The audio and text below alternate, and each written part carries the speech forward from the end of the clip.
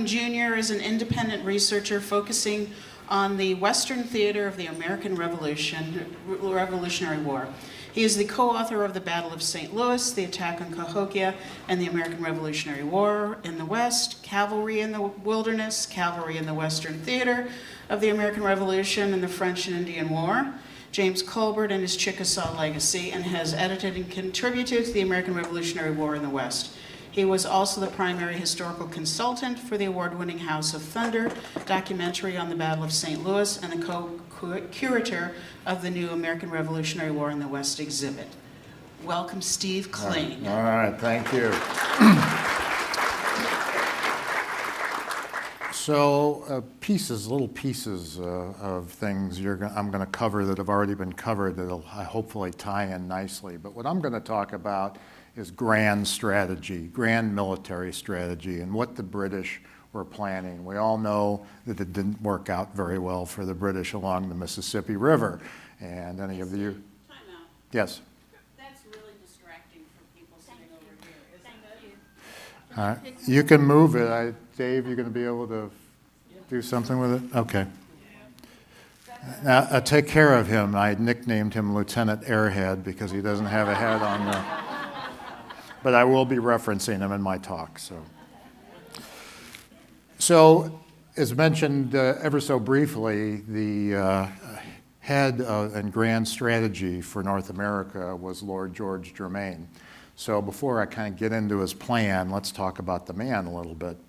So he originally started off as George Sackville, and only through some very fortuitous inheritance and other political assistance became Lord George Germain in 1770.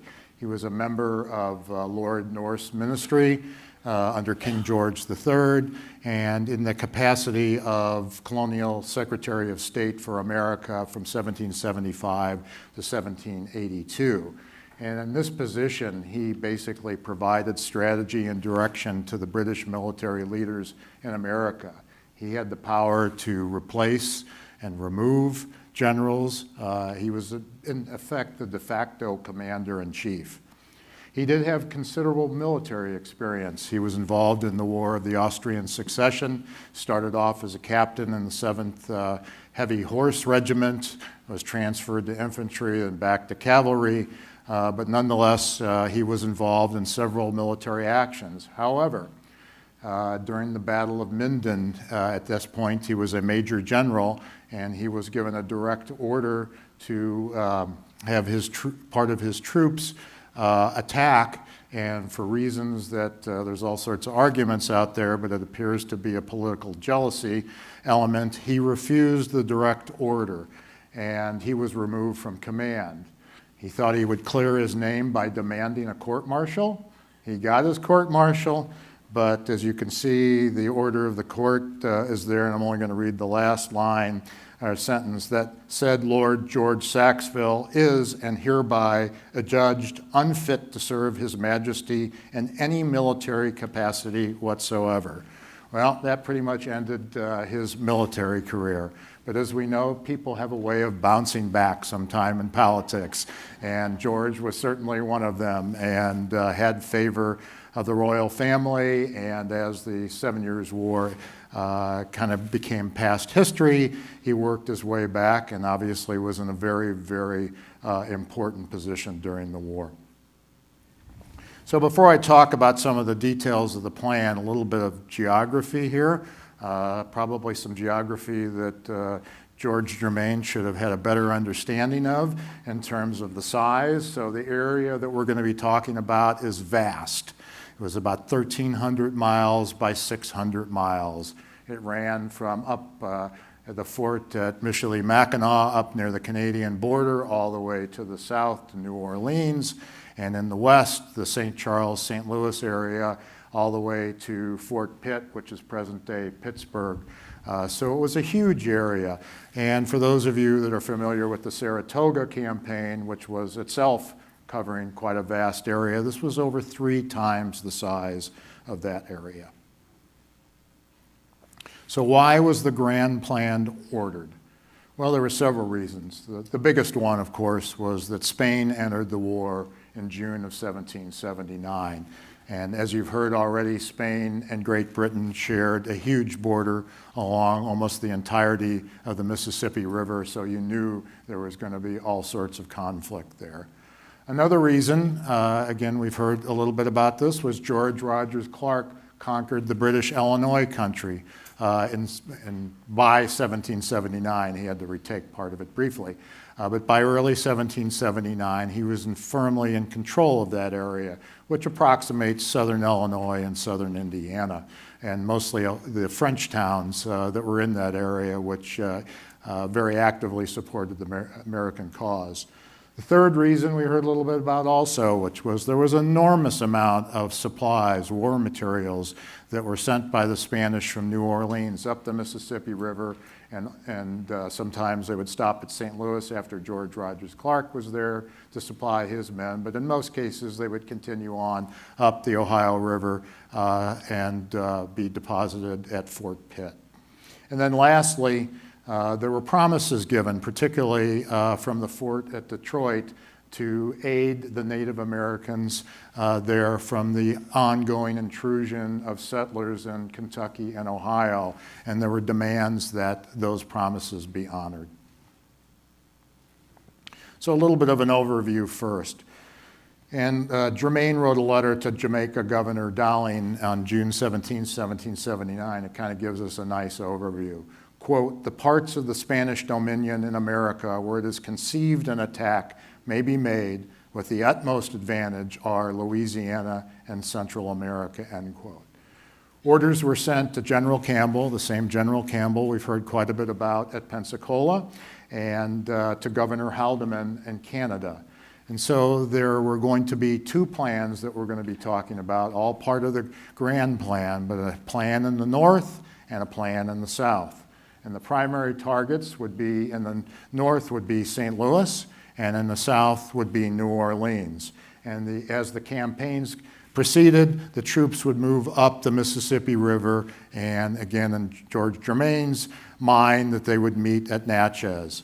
And if everything went as planned, the British would be in control of the entire Mississippi River Valley. Of course, things didn't go as planned, but that's what we're going to talk about, and that's what makes this interesting. So a little bit more detail about the plan in the South. So Germain sent a letter to General Campbell on June 25th, 1779, and this letter in part said, quote, "Endeavor to possess yourself of the town and island of New Orleans and reduce the same to His Majesty's obedience," end quote. Goes on to say, quote, "that you without delay make every necessary preparation for the attack to be executed with the force already prepared in West Florida," end quote. So we know a little bit about some of the forces because we've heard about it. The 3rd Waldeck Regiment was there. There were 2 British regiments of foot, the 16th and the 60th Regiment. There was some Royal Artillery men there. There were some Maryland and Pennsylvania Loyalists. And there were also several companies of the West Florida Loyal Refugees. These were Loyalists that left or were expelled out of other areas and resettled in West Florida. They were under control at this particular time by the British Southern Indian Department, and most of them were mounted, but they were in a regular force. And then, importantly, quote, "and taking with you such a number of faithful Indians as the superintendent can supply," end quote. The reference there is to the superintendent of the British Southern Indian Department. I'm going to talk a lot more about the Indian Department in the north, but suffice it to say that there were 2 Indian departments. They were very important in terms of keeping the alliance, or attempting to keep the alliance of the various Native American tribes. There was one in the north, which was much more successful, and there was an Indian department in the south as well. The British had intelligence in terms of New Orleans and its defenses. You can see there's an image of a letter to Germain from Lieutenant Babbage. Babbage had been to New Orleans in 1776, so this embodied the intelligence that he gathered there. And there were 4 main points of his letter, which were kind of the same points that other people had made. 1, the entranceways to New Orleans were poorly guarded. This was true. New Orleans was only protected by a flimsy wooden palisade and a few mounted cannon. For the most part, this was true as well. The defense would be feeble due to the natural Spanish apathy and the French Creole resentment of the Spanish. Well, this turned out to be not true at all.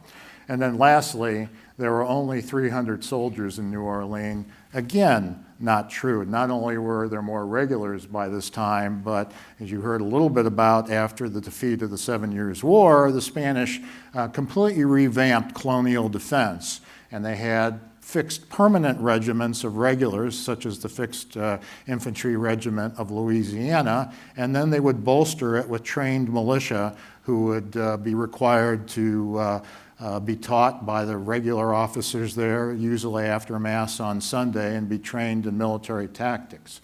Many of them were hunters, and despite the usual bad reputation of militia, I think, as you'll see and have heard somewhat today, that these militia were rather effective. So Germain actually concluded in a similar vein, quote, "Our accounts represent the Spanish fort at New Orleans to be greatly inferior, and the inhabitants, again, mostly French Creoles, generally indisposed to the Spanish," end quote. So a little bit about the details. So you can see on the map there, Pensacola on the far right, that's where the troops would be assembled. They would be shipped to and rendezvous at Ship Island, which was about midway between Pensacola and New Orleans. Why Ship Island? Well, those of you that are familiar with Ship Island and maybe have some familiarity with it from the American Civil War, it is the only anchorage between New Orleans and Pensacola that was protected against hurricanes and other bad weather. So it was a strategic point if the ships got separated. And then there were two options to proceed against New Orleans. One was by the Baileys going up the Mississippi River, and the other was through the lakes, the Lake Pontchartrain and Lake Mariposa. And I'll talk a bit about them in a minute, but the lake route was much preferred. The cannons that I mentioned that were New Orleans, for the most part, were pointed on the Mississippi River side. The Mississippi River side was much more treacherous, and what they planned to do was have a number of small boats that would be sent from Mobile to the rendezvous point at Ship Island, which would ease the entry into the lake areas. Now, the force composition is known to us from the correspondence. There were to be 5 regular ships. There were 2 flat-bottom boats. The flat-bottom boats were for the artillery. There would be 500 regulars. There was no specification of exactly what regiments these regulars would come from, but obviously taken from them, and probably from most of the regiments. If you look at the attack on the village and some of the other actions, there were German and British soldiers and even loyalists that all together took part in those campaigns. So likely a grouping of all of them. And then importantly, there were to be 1,500 to 2,000 Native American allies that would join in the attack. And these were primarily Choctaw and Chickasaw. As far as artillery, there were 2 12-pounders. For those of you who aren't familiar with artillery of the time and the terminology, the pounder generally refers to the weight of the cannonball. So if it would be a 12-pound cannonball, they brought 6 4-pounders. These would be 4-pound cannonballs and 2 mortars. And the mortars were particularly important for attacking a town because they shot balls in a trajectory over the walls. And just to give you a quick aside, in the Ruddle Station Martin's Fort episode, the British brought 2 cannons, a 3-pounder and a 6-pounder, and these forts were palisade wooden forts.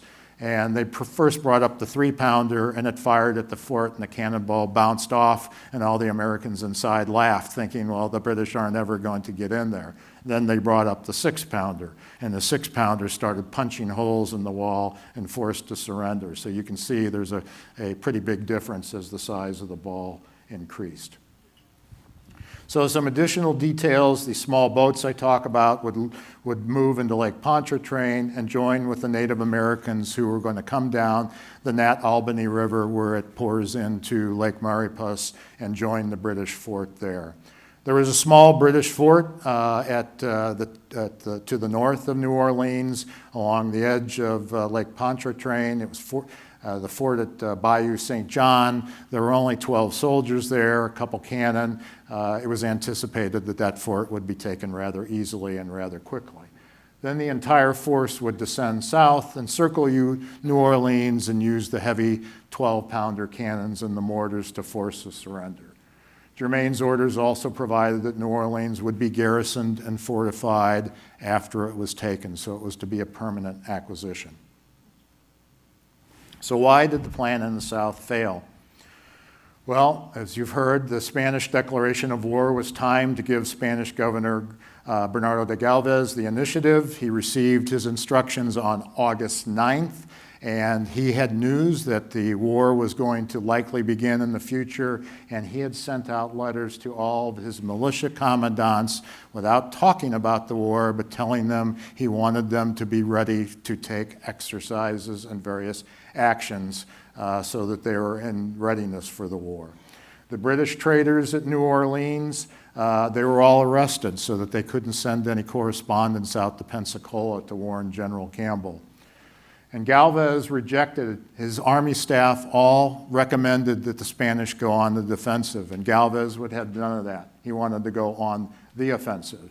And instead, he gathered a force of over 1,400 men. While there were regulars there were over 600 militia. Most of these were French that were in the Spanish militia at the time. And there were a handful of Americans, and on August 20th, they marched north along the Mississippi River and took with them 18 and 24-pound cannons, very heavy-duty siege cannons. So the dominoes began to fall rather quickly. On September 1st, Fort Graham on the Amite River was captured, effectively cutting British communication off to the Mississippi River. On September 7th, Fort Bute at Manchac was captured. On September 16th, the fort at Thompson Creek was captured. On September 21st, Baton Rouge was captured, and the surrender of Baton Rouge also includes Natchez. So at that point, virtually all the western part of West Florida along the Mississippi River was under Spanish control. Campbell didn't receive notice of the war until September 14th, though the date's a little bit in dispute, but clearly well after almost all of these events happened. And it was only until October 20th that Campbell received word that he believed he had received earlier notice, and he refused to believe it. But by October 20th, it had been confirmed, and he immediately called off the planned attack against New Orleans. So that was the plan in the South. Let's talk about the plan in the North. So Germain sent a letter to Governor Frederick Haldimand in Canada on June 17, 1779, and it basically said that he was to distribute in a circular letter form his instructions to the commanders at the British forts, the main forts in the area at Niagara, Detroit, and Michilimackinac. And each of these posts had a fort, a garrison of regulars, and a complement of Indian Department officers, interpreters, blacksmiths, and commissaries. And that's where I want to spend a moment, because they were rather instrumental in this particular campaign. The Indian Department was not part of the military, though sometimes it was under the control of the military. There was somewhat of a political disagreement as to who should control the Indian Department, and it changed somewhat over time. But in the North, the control rested with, for the most part, the local commanders at the various forts. So each of these forts had a group of Indian Department officers, interpreters, etc. The one at Detroit was larger than the one at Michilimackinac, but nonetheless they were effective. And they wore, and then you can, this mannequin here is an example of a British Indian Department officer. We know what they wore based on there were at least 3 surviving specimens, and the correspondence is very clear that they wanted red coats for several reasons. One, to show their authority. 2, so that their own Native American allies wouldn't shoot at them. And 3, to provide them some protection. And that protection also included commissions. They were actually issued commissions by Frederick Haldimand, which recognized them, and they desperately wanted, the correspondence clearly says that those commissions they felt would protect them if they were captured from being executed as a renegade. So they were, they were somewhat uniformly, I mean, there was no regulation at the time. The regulation for the Indian departments didn't come in until the 1790s. But looking at the specimens and all that, besides the red coat, there were no regulations. You could pretty much adorn them any way you want. This particular coat is based on the coat of Charles de Langlade that survived, but the other ones are different. Some of them have fancy lace and others don't. The interpreters and the blacksmiths and the commissaries also were very valuable in terms of all this energy and effort was to make sure that the Native American allies stayed firmly allied with the British cause. So the post commanders were instructed to, one, quote, assemble large bodies of Indians and His Majesty's loyal subjects and reduce the several posts occupied by the Spanish, end quote. And two, give, quote, all possible support and assistance to the enterprise carrying on by British General Campbell and all other of His Majesty's officers, end quote. Now, Fort Niagara ended up being too far away. This probably was a little bit due to Germain's lack of appreciation of geography, so that the main efforts would be directed from the forts at Detroit and Michilimackinac. The British also had intelligence in the north. And as I mentioned, the primary focus was going to be on St. Louis. Why St. Louis? Well, it was the administrative center for Upper Louisiana. And across the river was Cahokia, which was under American control under George Rogers Clark. And so the plan was to simultaneously attack both towns at the same time. St. Louis was reported as, quote, having for its defense only 20 men and 20 brass cannons, end quote. The 20 brass cannons is a little bit of a mystery. I wonder if the word brass wasn't meant to be derogatory, but St. Louis really didn't have any cannons at that time. They had a few small cannons around, but the main cannons were up at the Mississippi River forts, which, as I'm sure you'll hear tomorrow, were brought back for the defense. And then the intelligence went on to say, quote, and its reduction will be less difficult in holding it afterwards, end quote. So the concept was that they thought the conquest of St. Louis and Cahokia would be easy. Why did they think that? Neither town had any defenses. There were no cannons there, at least at the time the intelligence was done. So they thought it would pretty much be a cakewalk. And the intelligence also said Spanish St. Genevieve and American-held Cahokia, Kaskaskia, Louisville, and Vincennes were likewise also supposed to have very small garrisons, and this was pretty much true. Again, just like I mentioned at New Orleans, what the intelligence failed to realize was at St. Louis, there was a large body of militia. Again, almost all of these men were French, but they were very fixed in the Spanish cause.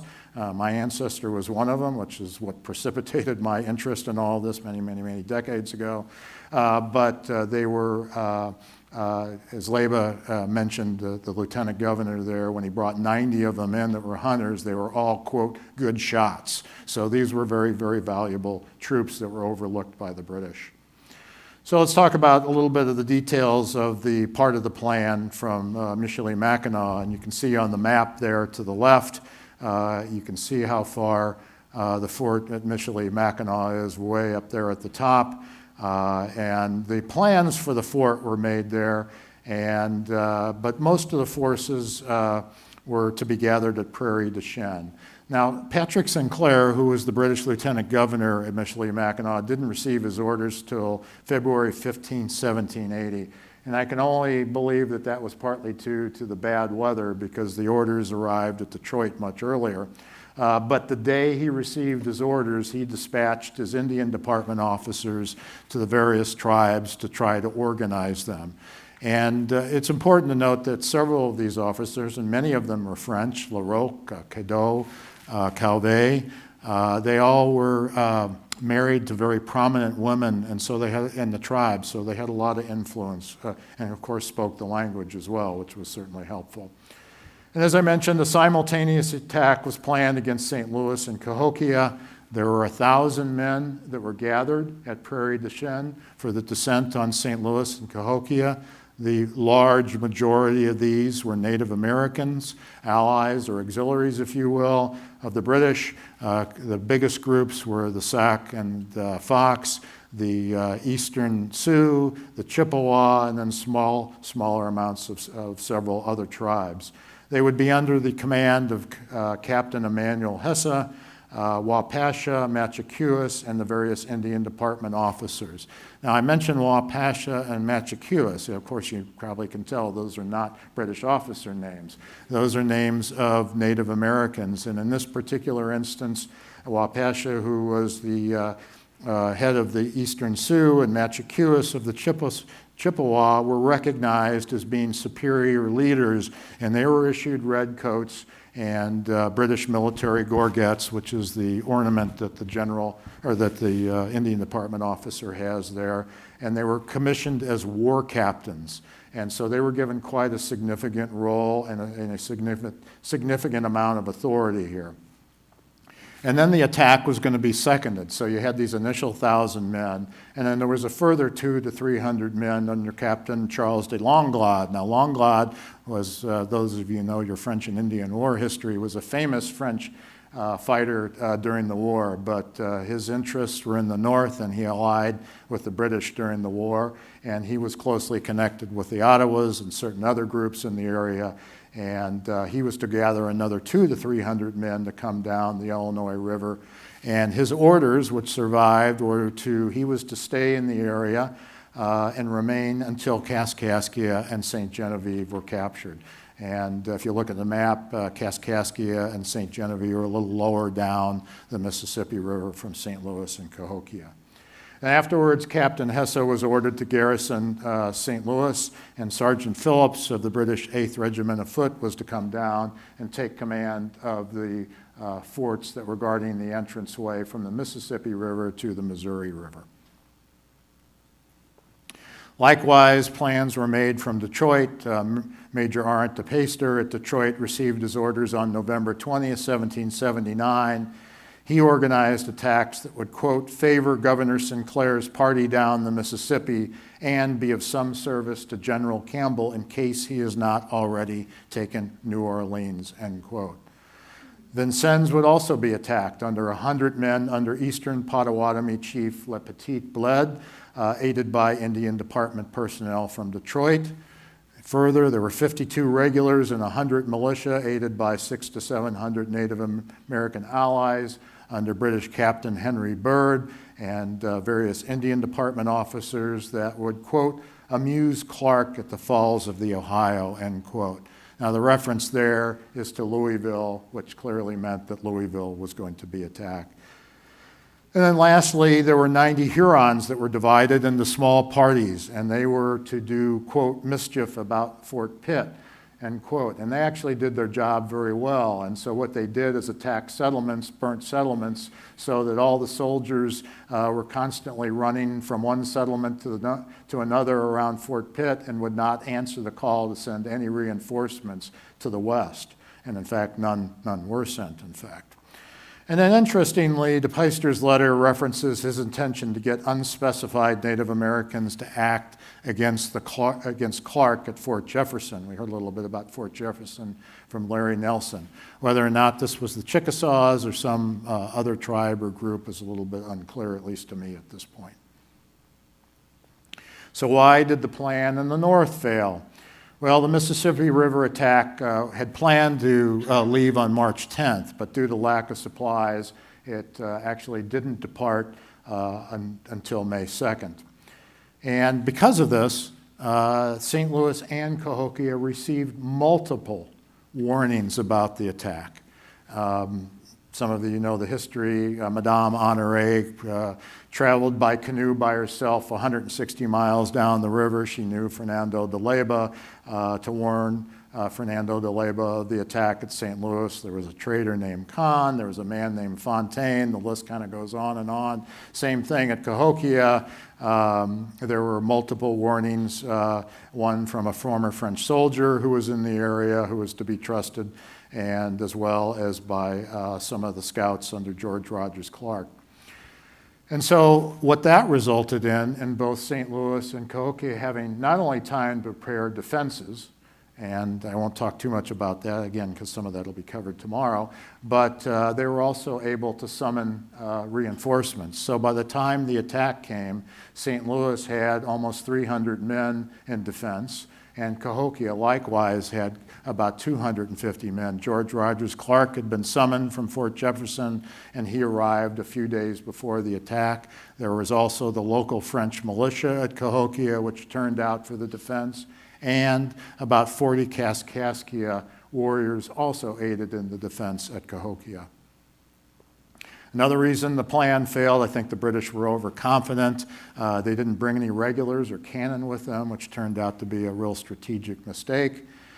Longlade's force was turned back. He tried to come through western Potawatomi country, and unlike the eastern Potawatomi, who were still firmly allied with the British, the western Potawatomi refused to allow him entry, and he had to somewhat force his way through. And in fact, the two main chiefs were given special silver swords by the Spanish afterwards for their efforts in deterring Longlade's forces. Le Petit Bled's forces, well, that's a little interesting. There were actually two attempts against Vincennes. The first one, there weren't any Indian Department officers with him, and they ran into a French trader who was obviously allied with the Americans, and the trader told them a whopping story about the brother of General Montcalm had landed at Quebec with 2,000 French soldiers and was marching to Vincennes, and it scared them, and when they went back to Detroit. And after they were tongue-lashed by the commandant there and given a couple of Indian Department officers, they went back. But by this time, the Americans and some allied Piankashaw ambushed them and stopped the attack against Vincennes. And then finally, the Louisville attack was called off because some prisoners had escaped to Louisville and summoned George Rogers Clark. And once the Native Americans heard that, they no longer had any interest in attacking Louisville, and instead the forts at Ruddle Station and Martin's Fort were attacked, which were much easier to capture. So some overall conclusions. The plans failed, the grand plan failed for several reasons. Spanish planning and preemptive measures, obviously that was very important. Inspired Spanish and American leadership. Poor intelligence. Lack of secrecy killed the plan in the North. Bad logistics on both sides actually, but more so on the British. And problems with coordination and communications. I mean, the appreciation for the theater just really wasn't, as far as the grand planning was concerned, taken into account the way it should have. And interestingly, the use of Native Americans by the British and the French alliance, because the French had entered the war at the time, precluded any treachery or lackluster support by the local French inhabitants. And in fact, they actively supported both the Americans and the Spanish during the various attacks during the plan. And the British failures and the Spanish and American retaliatory attacks, such as the burning at Sackinaw and the plunder of British Fort St. Joseph afterwards, which was to forestall a second attack on St. Louis, led to the Americans being able to secure most of the territory east of the Mississippi River at the peace table. Now, I have a couple excerpts I'd like to read, which I think are interesting and kind of capsulize this. The first one is from the Gentleman's Magazine, which is published in London, and they ran a portion of General Campbell's letter after the surrender of West Florida. And you'll actually, those of you going to the museum tonight, there's an original of this newspaper there. But the excerpt read, quote, "Facts demonstrate that Spain had predetermined on a rupture long before the declaration on the 16th of June, had laid the plans, prepared the governors abroad, and even fixed the day, or at least nearly the time, on which it was to take place. The whole force of the province of Louisiana being previously collected, the independence of America was publicly recognized by the beat of a drum in New Orleans on August 19th. Thus, everything being in readiness for that purpose, the governor, Don Bernardo de Galvez, immediately marched against our forces on the Mississippi River and effectually succeeded by the capture, by stratagem, of a King's sloop on Lake Pontchartrain, by seizure of a schooner in the Mississippi River on her way with rum and provisions for Manchac, and of 6 other small vessels on the lakes and in the Amite River. One of them carried troops of the regiment of Waldeck and another with provisions. The Spanish also effected preventive precautions in stopping any communication of intelligence of Spanish movements being sent to this place, that the Spanish had nearly effected the reduction of the western part of the province before we at Pensacola were apprised or had the smallest communication of the Spanish commencing hostilities, end quote. And then from the north, a couple short excerpts from Lieutenant Governor Patrick Sinclair on the failed attacks. The first one was to Governor Haldeman. Quote, on the 26th of May, Captain Hesso with various Indian tribes, Indian Department officers, volunteers, and traders made their attack against St. Louis and Cahokia. The attack was unsuccessful due to the treachery of the Sac and Fox and being unsupported by any attack against New Orleans. There is no doubt from the testimony of the prisoners, and there were a number of prisoners captured at St. Louis and Cahokia, that the enemy received intelligence of the meditated attack about the time I received a copy of Lord Germain's circular order, end quote. Sinclair went on to confide to Colonel Mason Bolton at Niagara, quote, I cannot help lamenting upon the want of lack of secrecy on this occasion. The Spanish received their information of the meditated attacks against the Illinois in the month of March, and in consequence, threw up a breastwork around a stone house at St. Louis. The success of the Spaniards from New Orleans and the interference of French arms also are part of the cause of our disappointment, end quote. That's my presentation. Thank you.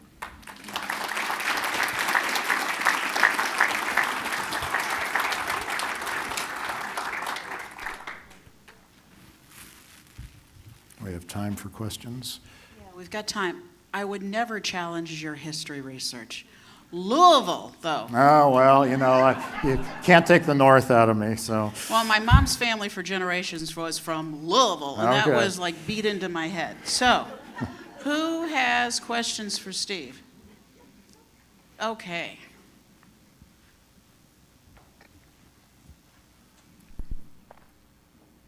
Lord George Germain got involved or appointed another grand plan that was in Nicaragua to cut the Spanish across from the Atlantic to the Pacific and then kind of roll up Spanish colonies. That didn't work either. No. Well, it did at first. They actually had some success, but then they were rolled back by a large number of militia that the Spanish gathered from Guatemala. But yes, yeah, he didn't have a lot of luck with his grand plans. He was also involved with Saratoga as well, so. Right, yeah. So Sinclair also placed some of the blame on those Indian Department officers for the failure of the attack, particularly Calvé with the Sac and the Muskogee. You know, he does admit its lack of secrecy in general, but is there any credence to those accusations? I mean, he had Calvé basically arrested after they got back. Well, yeah. Well, so Calvé is an interesting guy. He spent some time in St. Louis, and he had a Native American wife among the Sac and the Fox, and that gave him great standing there.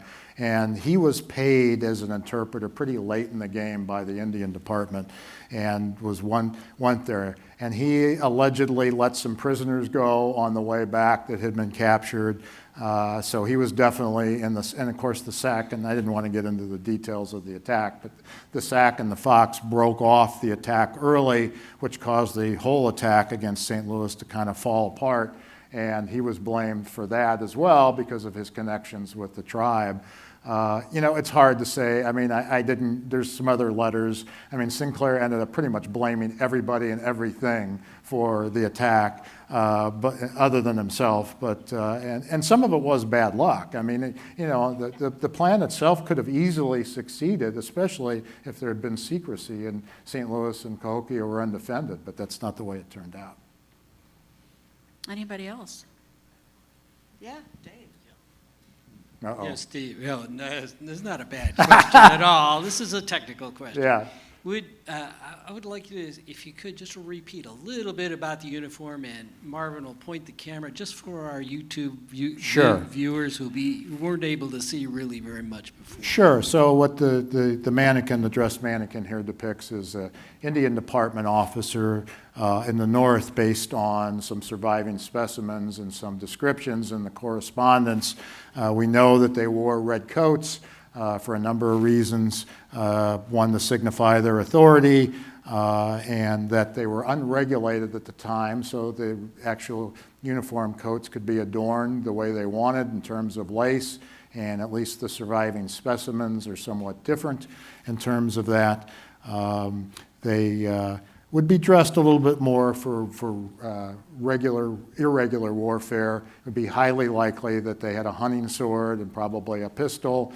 It wouldn't be a military issue, but there were a lot of professionally made private purchase issues of pistols, and a lot of those ended up with some of the Indian Department officers. He wears a military gorget to symbolize his being an officer, and as I previously mentioned, commissions were issued, and they had to be signed by Governor Haldeman, but a lot of times they were issued in blank so that the various commanders at the forts could fill in the names. And those commissions were very valuable in helping to protect them, at least in theory, if they were captured by the Americans, so that they would be treated as officers. Okay, anybody else? Okay. All right, then Thank we you. will get ready for our last speaker of the day.